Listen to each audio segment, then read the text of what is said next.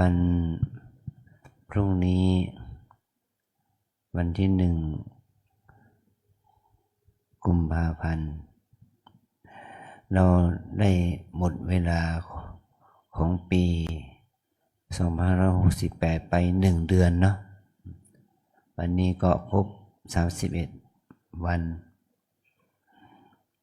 เนี่ยเราได้เสียเวลาของชีวิตไปแล้ว31วันนะ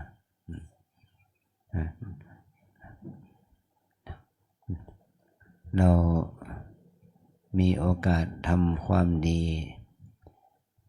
ในเดือนมกราคมของปีนี้เหลือเวลาทำความดีอีก5 ชั่วโมง5 ชั่วโมงกว่า5 ชั่วโมงกว่า5 ชั่วโมงกับ40 นาทีเมื่อเรายึดในสมมุติบัญญัติสมมุติสัจจะยึดถือในวันเดือนปีเราก็หมดโอกาสเอาเวลามาทำความดีไปแล้วนะหมดไปแล้ว31 วันแล้ววันพรุ่งนี้ก็เชียงใหม่เราก็มีการเลือกตั้งในยกองค์การบริหารส่วนจังหวัดแล้วก็สมาชิกอบจ.สมาชิกองค์การบริหารส่วนจังหวัดเชียงใหม่วันพรุ่งนี้เขาก็จะไปเลือกตั้งกัน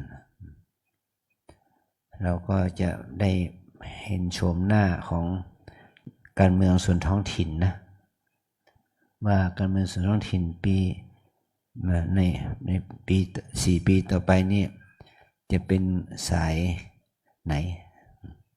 สายเก่าหรือสายใหม่นะมันก็แล้วแต่คนเชียงใหม่จะตัดสินใจเราเนาะเมื่อคนเชียงใหม่ตัดสินใจแล้วก็เราต้องว่าไปตามเหตุนั้นเพราะว่าการเมืองส่วนท้องถิ่นมันเป็นความประสงค์ของคนในท้องถิ่น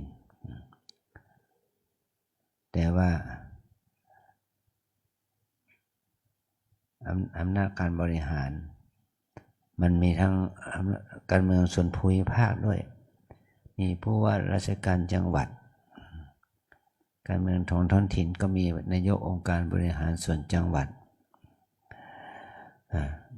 แล้วก็เทศมนตรีนายกเทศมนตรีเทศบาลนครเทศบาลเมืองเทศบาลตำบลนายกองค์การบริหารส่วนตำบลอบต.อีกอันนี้เป็นส่วนท้องถิ่น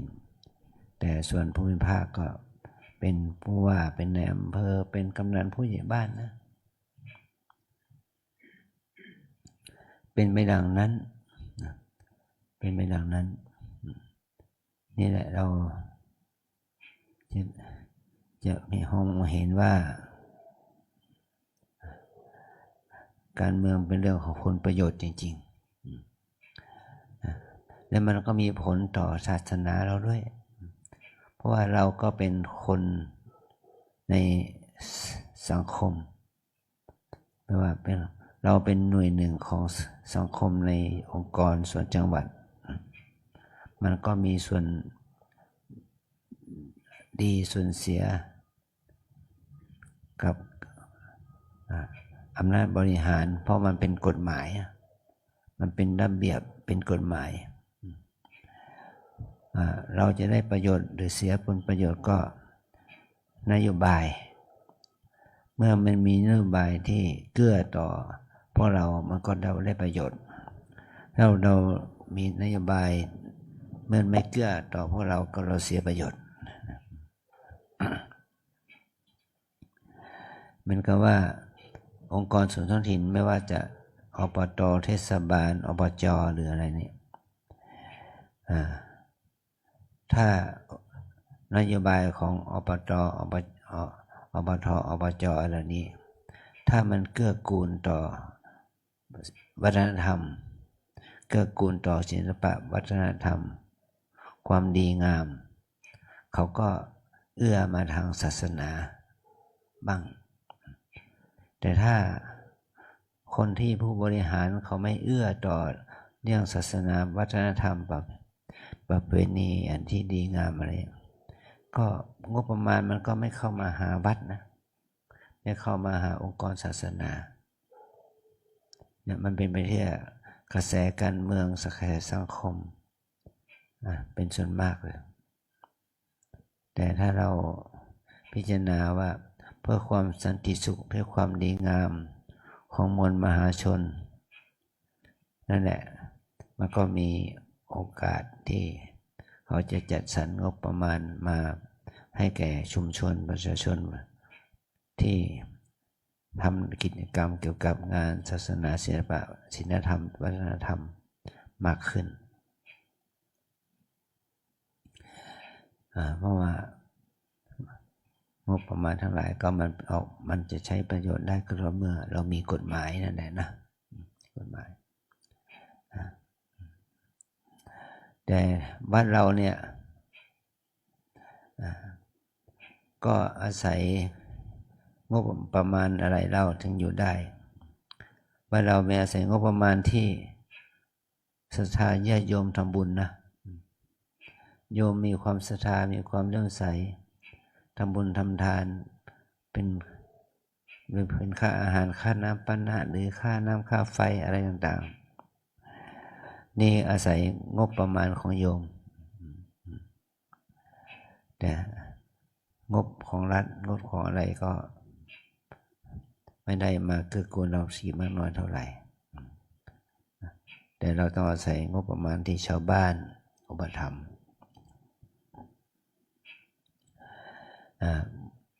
พระศาสนาจะเจริญรุ่งเรืองขึ้นมาเนี่ยมันไม่ก็ได้แก่ชาวพุทธเราภิกษุภิกษุณีสามเณรแม่ชีโยคีอุบาสกอุบาสิกานั่นแหละได้เห็นคุณค่าของการปฏิบัติของศีลธรรมเมื่อเราเห็นคุณค่าของศีลธรรมที่ดีงามเราใช้เวลาของชีวิต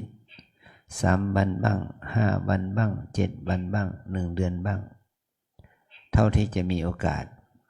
เข้ามาซึมซับเอาพระธรรมคำสอนที่พระพุทธเจ้าได้สอนมันก็เหมือนกับว่าวิธีการหลักการมันก็เป็นแค่ตัวหนังสือแต่ถ้าเราไม่เอามาใช้ภาวนาไม่ได้เอามาใช้ทำประโยชน์มันก็ไม่สามารถทำให้เราเข้าถึงสติสมาธิปัญญาความดีงาม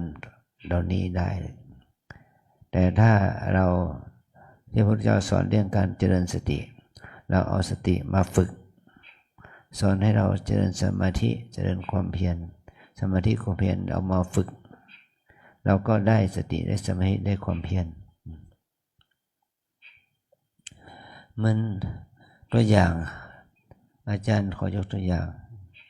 ว่าเมื่อเรามาปฏิบัติแล้วเนี่ยผลดีมันเกิดขึ้นกับโยคีด้วยทางกายก็ตามทางใจก็ตามความผลดีมันเกิดขึ้น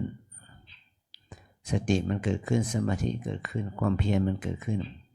ความปวดเจ็บเมื่อยขบมันก็ลดลงไป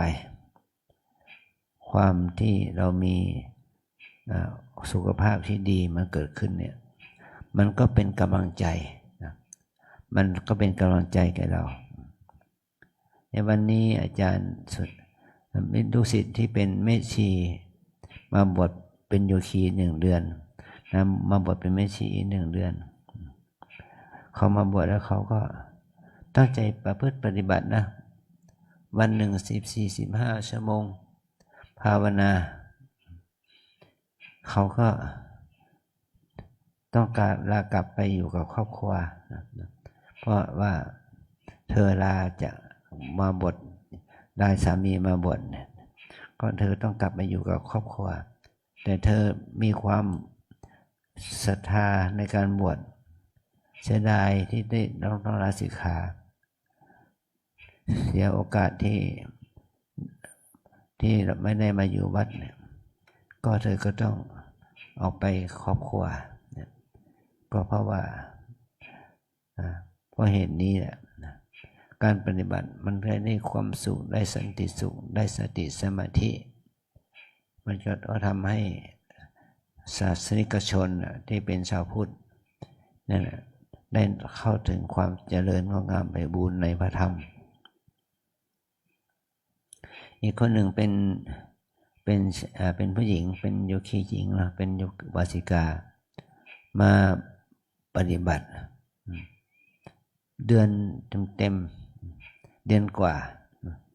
จนถึงวันนี้ก็เธอก็ลากลับเธอเป็นคนกรุงเทพแล้วมาปฏิบัติก็เดินจงกรมนั่งสมาธิถึงขนาดที่ว่า17-18 ชั่วโมงภาวนาเนี่ยแล้วเธอก็เสียดายที่ไม่ได้มีโอกาสมาปฏิบัติในสังคมสิ่งแวดล้อมเช่นนี้จะต้องไปอยู่บ้านกับคนที่มีกิเลสก็ต้องไปอยู่กับสังคมที่มีแต่กิเลสเธอก็เสียดายน้ำตาไหลว่าเสียดายโอกาสนี่แหละเพราะว่าเธอต้องปฏิบัติภาวนาแล้วจะต้องหมดเวลากลับไปบ้านอันนี้เห็นว่าการปฏิบัติก็ทำให้มนุษย์เรามีความสุขนะมีความสุขใจมีความสุขกายสุขใจรวมไปถึงที่ชาวต่างชาติเนี่ยเขาได้เธอนั้นก็ได้ปฏิบัติเป็น10 กว่าวันเป็นเดือนอย่างนี้นะก็เห็นประโยชน์เห็นความสุขแต่ก่อนไม่ได้นับถือพุทธศาสนาเธอก็ปฏิญาณตนเป็นชาวพุทธได้เห็นคุณค่าของพระธรรมพระรัตนตรัยก็นี่แหละศาสนาเราก็เจริญขึ้นเมื่อคนต่างชาติเหล่านั้นก็น้อมเอาซึ่งพระธรรมคำสั่งสอนของพระพุทธเจ้าไปประพฤติปฏิบัติเนี่ยเพราะการที่เราจะได้มันมีอีกคนหนึ่งก็เป็นชาวอิตาเลียน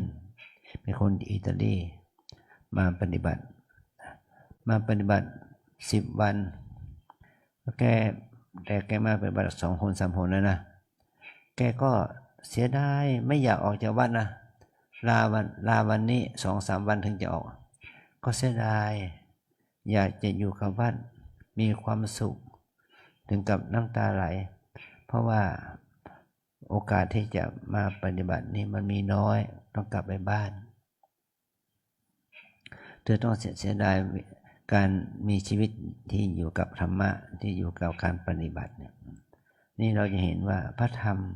ของพระพุทธเจ้าทรงสอนเนี่ยมันมีประโยชน์ต่อคนทุกชาติทุกภาษาที่เขาได้มาปฏิบัติเขาก็ย่อมรู้ถึงประโยชน์ของสติสมาธิปัญญาความศรัทธามันจะเกิดขึ้นนะมันจะขึ้นแก่เขาแก่เธอเหล่านั้นนี่ความดีงามเนี่ยมันจะเกิดผลก็ต่อเมื่อเราได้ลงมือทำนะแม้ว่าเราจะมาด้วยเหตุปัจจัยใดก็ตามมันก็จะเป็นอานิสงส์ผลแก่เราแก่เจ้าภาพแก่ผู้ที่ปฏิบัตินั้นขอให้เราทั้งหลายได้เห็นคุณค่าแล้วช่วงนี้คนไทยเรามีมาน้อยเนาะมี20 กว่าคนเท่านั้นไม่ถึง30นะแต่ชาวต่างชาติมีถึง50 กว่าคนก็เสริมกันไปเพราะว่าบ้านเราอาจจะเพราะว่า